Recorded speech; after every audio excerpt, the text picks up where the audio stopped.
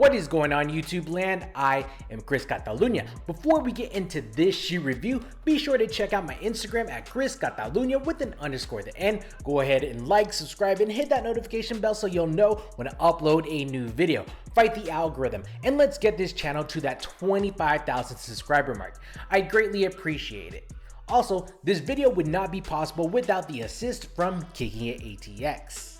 Kicking It is a sneaker boutique located in the Domain Shopping Center in North Austin, Texas. Whether you're looking for the latest from Nike, Adidas, Saucony, the hundreds, or you just want to talk up your shoe game in the full service bar lounge in the back, Kicking It has what you need. Check them out at kickingitatx.com. Alright, sneaker YouTube and the interwebs, they're already calling these the off-brand off-white 4s, or the poor man's off-white 4s. And in comparing the two models, it's understandably so.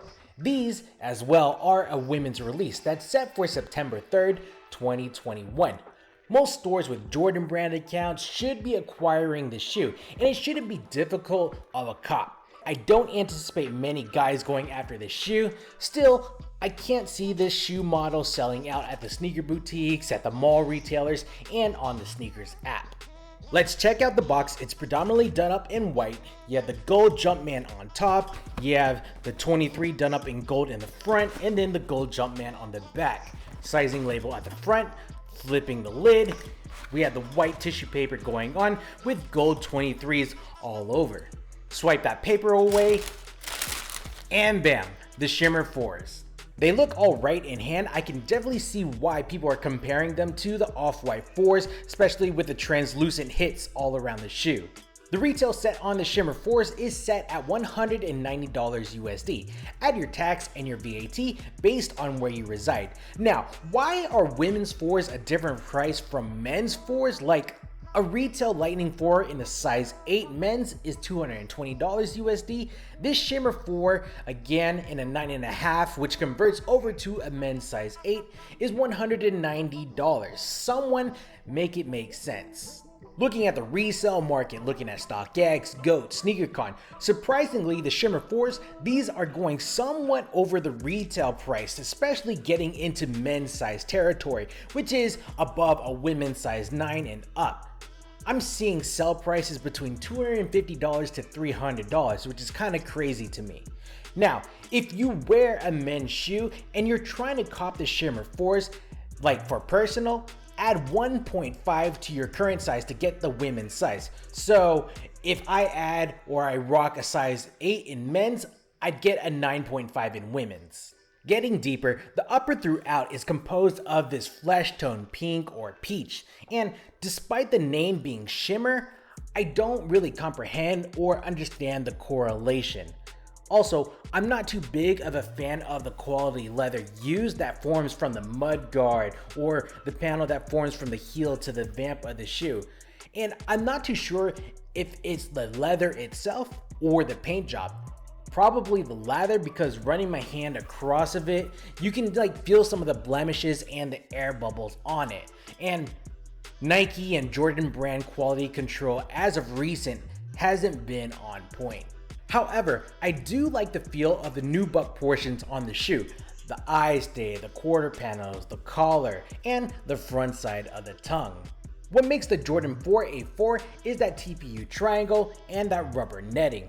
The white translucent TPU triangle, it looks good against that peach.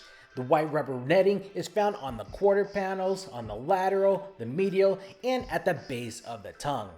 And all of this rubber netting is backed by peach meshing to enable breathability.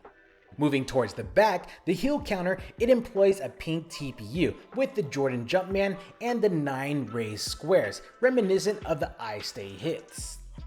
Onto lacing, the default lace is of a flat shape, a white color, cotton build variant. It's pretty standard. They do come with a second variant of a lavender color, which doesn't really make too much sense to me outside of just catering to women.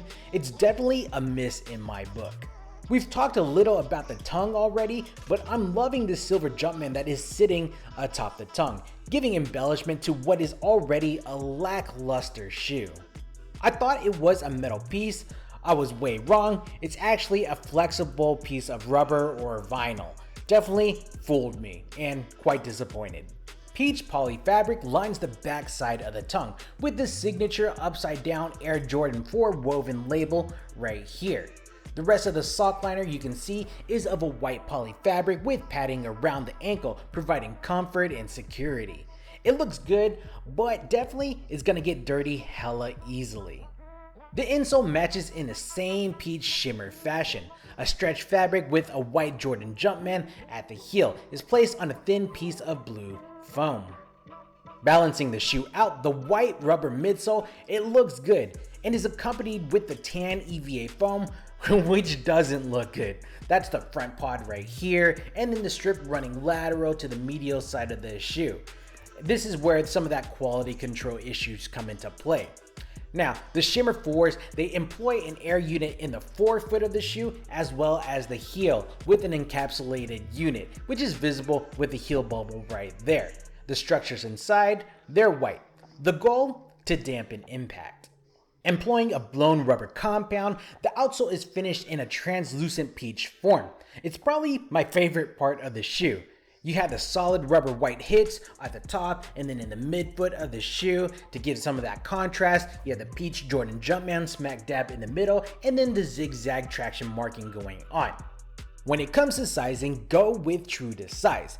There are more than enough Jordan 4s sitting on the shelves that you can get properly sized up at your local retailer before pulling the trigger on these Shimmer 4s. They feel pretty comfortable as is, as they do employ an air unit at the heel and the forefoot. But if that doesn't suffice, you can always rock a Heftelux, which is that boost-like insole. You can rock your own orthotics or something with more pronation support or cushioning. Personally, I rock soft soles. Check the link in the description box below. Overall, Jordan Brand and their women's lineup have stepped up their game in the last 2 years and have improved their offerings with the Melody Asani J's, the Off-White 4s, the Aleli May 14s.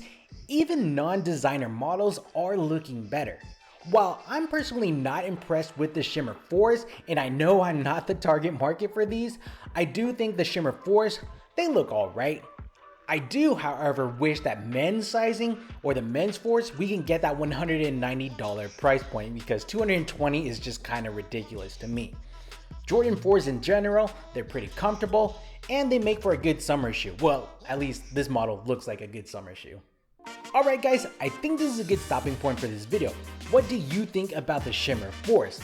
What do you think about the state of women's Jordans? Let me know your thoughts down in the comments below. Go ahead and check out my Instagram at ChrisCatalunya with the _ the N. Go ahead and like, subscribe, and hit that notification bell so you'll know when I upload a new video.